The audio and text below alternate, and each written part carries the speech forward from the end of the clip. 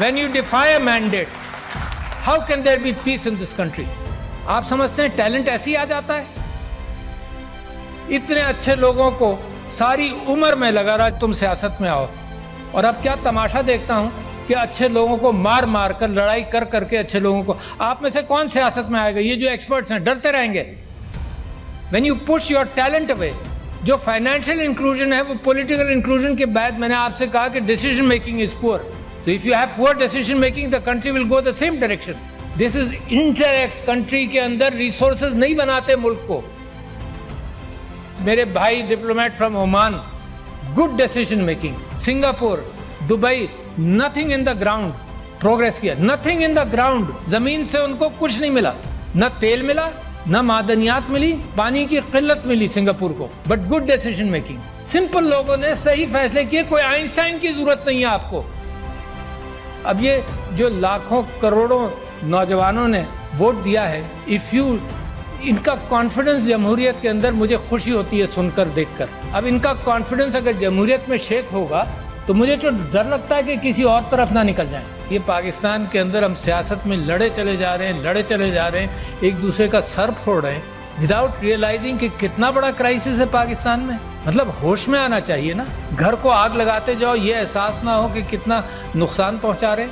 ہم بڑے بڑے آئیڈیاز اس چیز کے لا رہے ہیں کہ کہیں آپ کو کچھ پتہ نہ چل جائے. ٹویٹر بند کر دیں گے ہم، کیونکہ ہمارے پاس کوئی سلوشن انٹلیکچوئل نہیں ہے مقابلہ کرنے کا. ہم پولیس والا بھیج دیں گے اس کے گھر میں جو ٹویٹر کے اندر کوئی غلط بات کر جائے، because you don't have an intellectual capacity to handle this. The bureaucracy keeps things slow. I know that.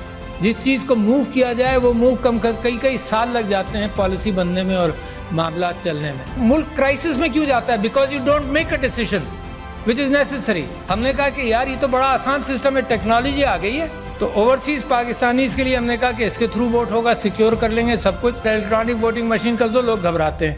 کیا ہوا؟ بیلٹ پیپر وہیں پرنٹ ہوگا.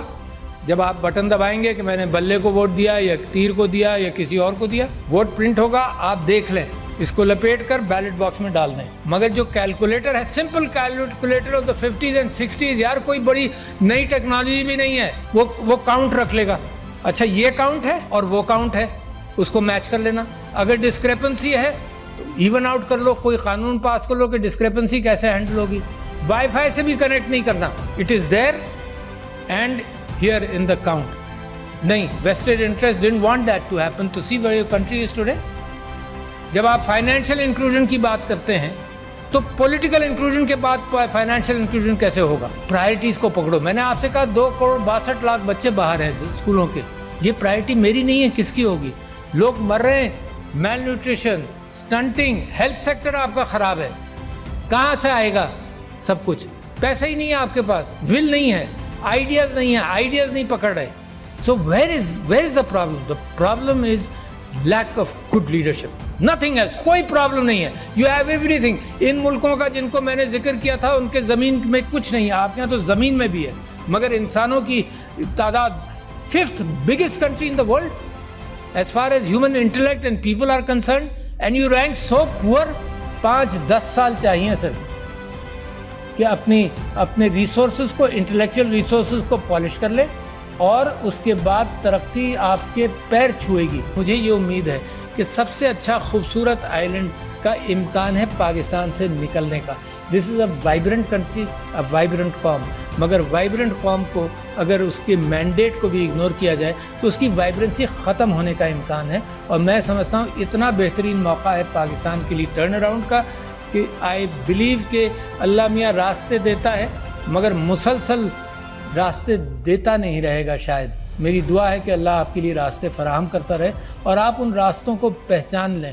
یہ گمراہی سے نکل کر، یہ راستے گم کر دیتے ہیں نا، اسی کو گمراہی کہتے ہیں.